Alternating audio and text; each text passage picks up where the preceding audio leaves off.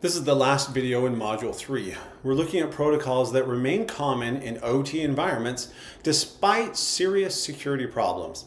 Telnet, FTP, and SNMP versions 1 and 2C. What these three have in common is that they all transmit credentials in plain text. That means anyone who captures traffic on your network segment can read usernames, passwords, and sensitive data directly with no additional effort. These aren't theoretical risks. They're the kind of finding that shows up in nearly every OT security audit. And they're the kind of thing that makes post-incident forensics straightforward for the wrong people. Telnet. Telnet was designed in 1969, before network security existed as a discipline. It was built to connect to remote systems over trusted academic and government networks, where the assumption was that everyone on the network was authorized to be there. Every character you type in a Telnet session, including your username, your password, and every command you run, travels as plain, readable text on the network. There's no encryption, no hiding, nothing. Anyone monitoring traffic on the same network segment with a simple packet capture tool can read your entire session in real time.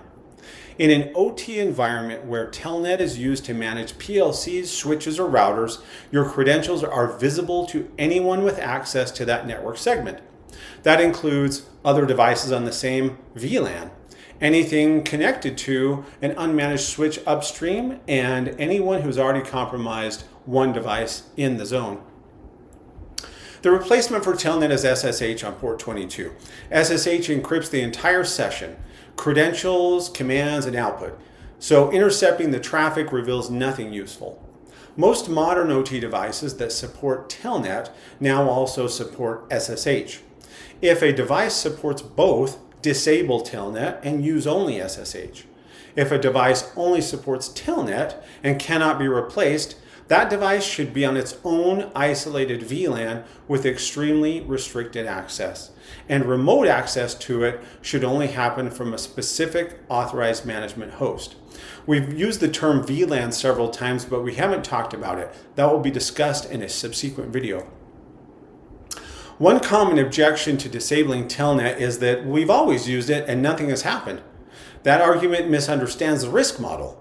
The risk from Telnet isn't that someone will definitely steal your credentials today. The risk is that on a flat or poorly segmented network, an attacker who's already present through a phishing attack, through a vendor's compromised laptop, through an exposed remote access path, they can passively collect credentials from Telnet sessions without doing anything active that might trigger detection. By the time you know about the intrusion, they've had your passwords for weeks. FTP, or File Transfer Protocol, has the same fundamental problem as Telnet. Both the credentials used to authenticate and the actual file contents travel unencrypted. Anyone capturing traffic on the network can read both. In an IT environment, this might mean someone captures a document being uploaded to a server. Serious, but limited. In an OT environment, the files most likely being transferred over FTP are firmware images, PLC configuration backups, project files from engineering workstations, and set point documentation. These files contain the logic your control system runs on: ladder diagrams, function blocks, I/O maps, safety set points, alarm thresholds, and so on. A captured FTP session during a routine configuration backup gives an attacker a detailed technical map of your control system. They learn what the PLC is doing, what values it expects, what it controls, and what conditions trigger what responses. That's reconnaissance for a targeted attack. The secure replacements for FTP are SFTP, which runs over SSH and encrypts everything, and FTPS, which adds TLS encryption to the standard FTP connection. For devices that support either, use them.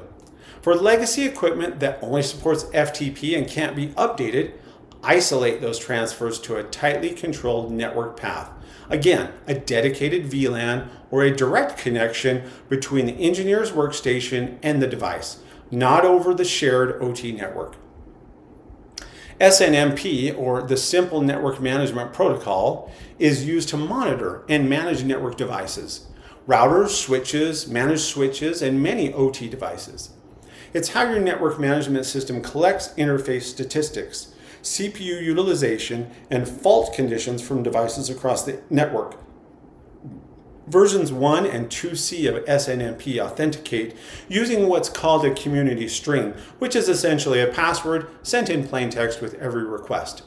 There's a read-only community string for querying device data and a read-write community string for making changes.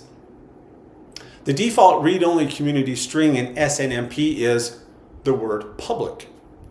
The default read-write community string is private. These defaults are universally known.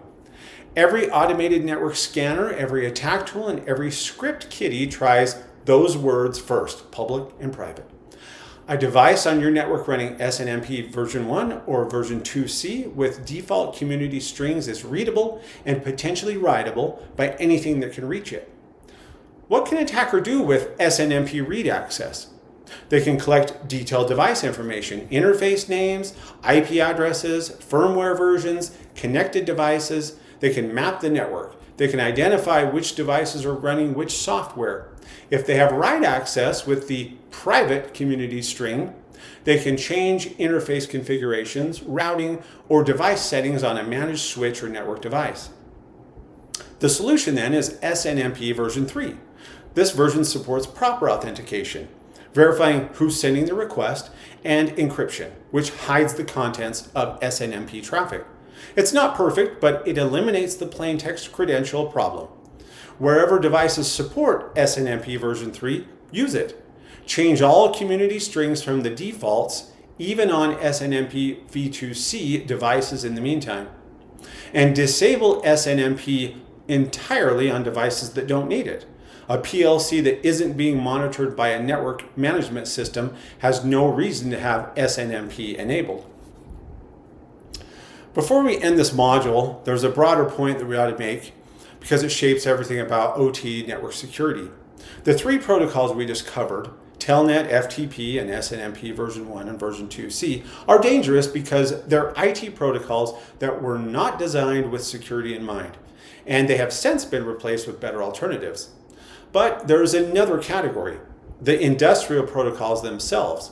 Modbus, DNP3, and Ethernet IP are not just insecure because of how they were implemented, they're insecure by design. They have no authentication mechanism. A PLC listing on Modbus port 502 accepts read and write commands from any IP address that reaches it. It doesn't ask who you are, it doesn't verify that you're authorized, it executes the command. There's no patched version of Modbus that has authentication.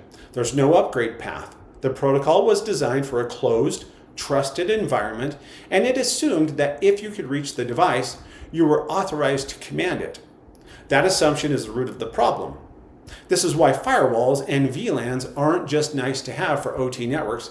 They're the only defense layer. When the protocol itself provides no security, the network architecture is the security. Every firewall rule that restricts which source IPs can reach port 502 is doing work that the Modbus protocol will never do on its own. That's the core insight and key takeaway of this module. Understand the protocols, understand where they fall short, and understand that the network controls we cover in the following modules are compensating for security gaps baked into the protocols themselves. We'll see you in the next module.